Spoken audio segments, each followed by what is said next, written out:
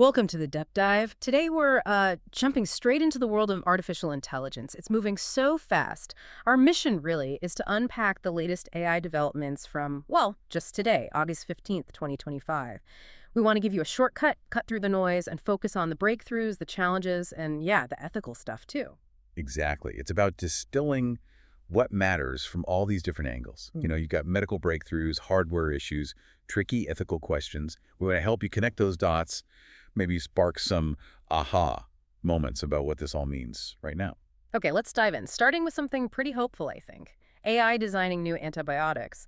This MIT research sounds incredible. It really is. What's fascinating here is how this could genuinely lead to maybe a second golden age for antibiotics. Right, because bacteria are evolving faster than our drugs. Precisely.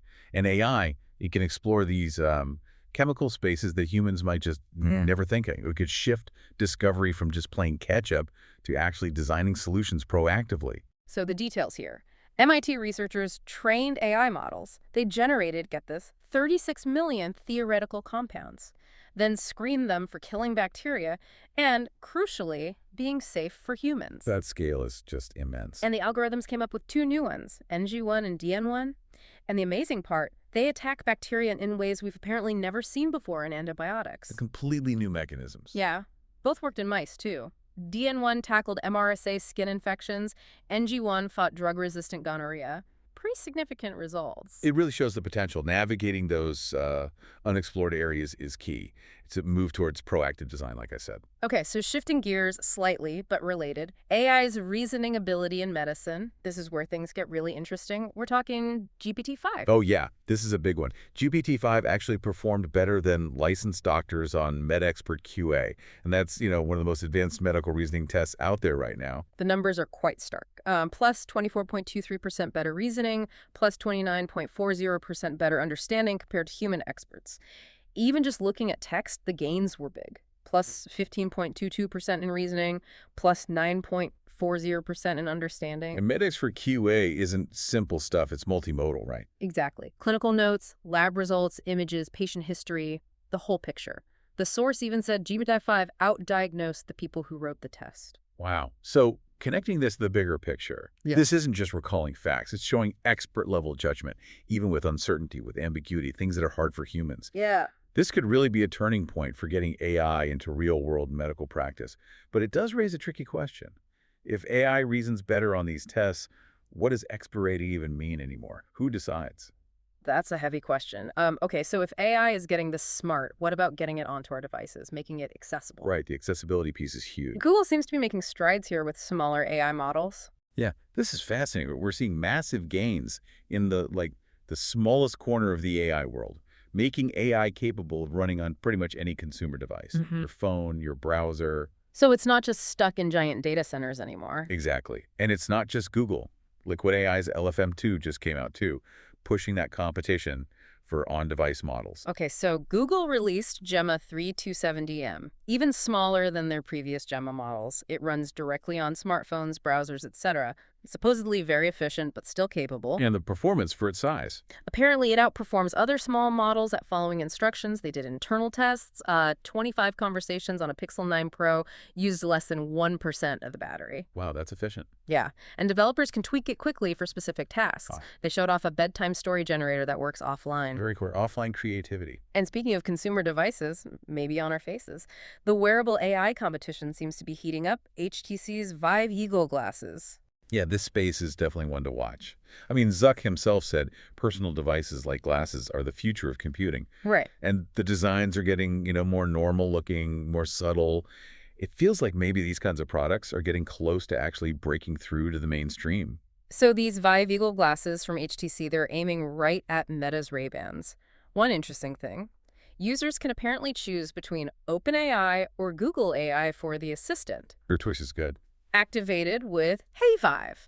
And privacy seems key here. They have real-time photo translation for 13 languages, uses the camera, but it's all processed locally. That's a big selling point, the local processing. Definitely. Plus, 12 MP ultra-wide camera, better battery life, video, music, the works. They're only in Taiwan for now, though. And pricier than the Ray-Bans, about $520 versus $300. So a premium option, but with more features, perhaps. Seems like it. Okay, But it's not all just cool gadgets and breakthroughs, is it? We have to talk about some of the serious ethical discussions happening, like this Meta AI rules thing. Ugh, yeah. This really brings up the critical need for incredibly careful ethical oversight, especially when you're dealing with AI interacting with vulnerable groups like kids. And the transparency around how these rules are even made, it's paramount. It really is. So an internal Meta document for their chatbots, it had a policy allowing them to engage kids in romantic or sensual conversation. Oh, deeply concerning. Yeah, and these guidelines were apparently approved by Meta's legal and ethics teams. There was even an example of an okay flirty reply to someone identified as a high schooler. Wow. Now, Meta said the document was real, but called those notes erroneous, claimed the rules are gone now, no more provocative stuff with kids allowed. But, the fact they existed at all, that raises huge questions. Absolutely. It highlights the challenge of governance, of accountability. It's not just a meta issue, it's industry-wide. A really tough balancing act. And then there's the whole geopolitical side of AI. That adds another layer of complexity. Let's talk about the challenges Chinese AI companies are facing, specifically DeepSeek. Right. This is really interesting because it shows how the hardware, the chips, are still a major factor. DeepSeek had to delay their next big model, R2. And why is that? They apparently couldn't get it trained properly using Chinese Huawei Ascend chips. So they were trying not to use NVIDIA? Well, reports suggest they were, let's say, encouraged by Chinese authorities to use Huawei's chips after their first model, R1, did well on NVIDIA. Beijing is pushing hard for this technological self-sufficiency. But it didn't work out for training R2. Seems not. They ran into persistent technical problems with the Ascend chips, ended up having to use NVIDIA for the heavy lifting, the training, and then maybe Huawei for inference, the actual running of the model. Even with Huawei engineers helping? Apparently, yeah. They sent engineers, but still no successful training run on Ascend reported.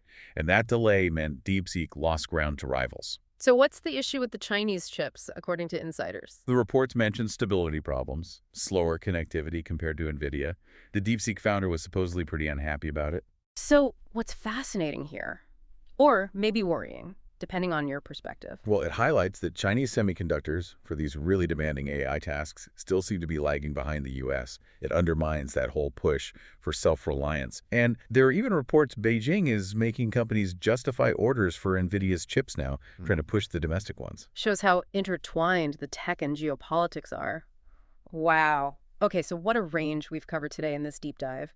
From AI finding new drugs, diagnosing better than doctors, Right. to AI running on your phone, new smart glasses, and then hitting those really tough ethical questions and the hard realities of chip manufacturing and global competition.